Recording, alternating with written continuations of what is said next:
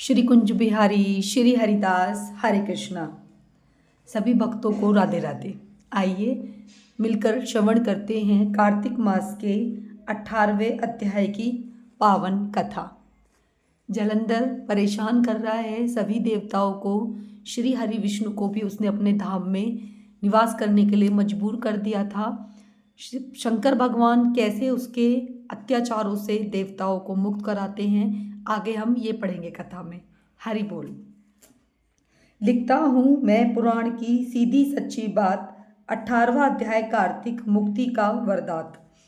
अब रौद्र रूप महाप्रभु शंकर अपने वीर गणों के साथ नंदी पर चढ़कर हंसते हुए युद्ध भूमि में आए।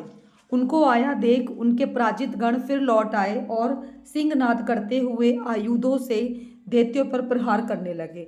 भीषण रूपधारी रुद्र को देखकर दैत्य भागने लगे।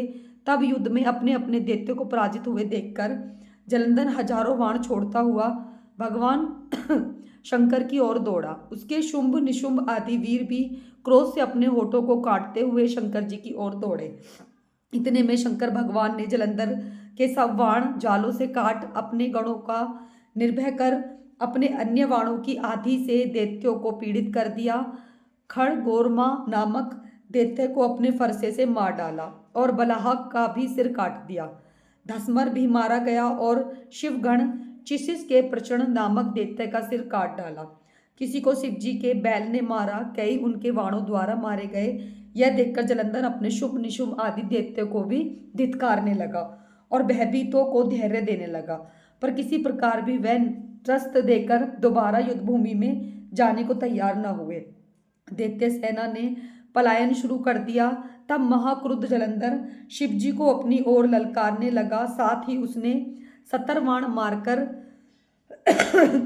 शिवजी को दग्ध कर दिया तथा और भी बहुत से बाणों का प्रहार किया। शिवजी उसके बाणों को काटते रहे, यहाँ तक कि उन्होंने जलंधर की ध्वजा, क्षेत्र और धनुष को भी काट दिया। फिर 7 बाण मारकर उसके शरीर में आघात पहुंचाया। धनुष के कट जाने से जलंधर ने प्रचंड बाण मारकर उनकी गदा के टुकड़े कर दिए। तब उसने समझा कि शिव मुझसे बलवान है, अतः उसने गंधर्वी माया उत्पन्न कर दी। अनेक गंधर्व अप्सराओं के गण पैदा हुए। वीणा और मृदंग आदि बाजों के साथ नृत्य व गान होने लगा। इसमें अपने गणों सहित रुद्र भी मोहित हो गए। उन्होंने युद्ध बंद कर दिया। फिर तो काम से मोहित होने पर जलंधर जल्दी से त्रिनेत्र भगवान शंकर का रूप धारण करके वृषभ पर बैठ पार्वती जी के पास जा पहुंचा। उधर जब पार्वती ने अपने पति को आते देखा तो अपनी सखियों का साथ छोड़ दिया और आगे आई। पार्वती जी को देखकर कामातुर जलंधर का वीर्य पतन हो गया और उसके पवन से वह जड़ भी हो गया।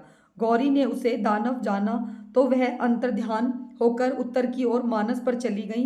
वहां पार्वती को देखकर जलंधर फिर से शिवजी की ओर लौटा।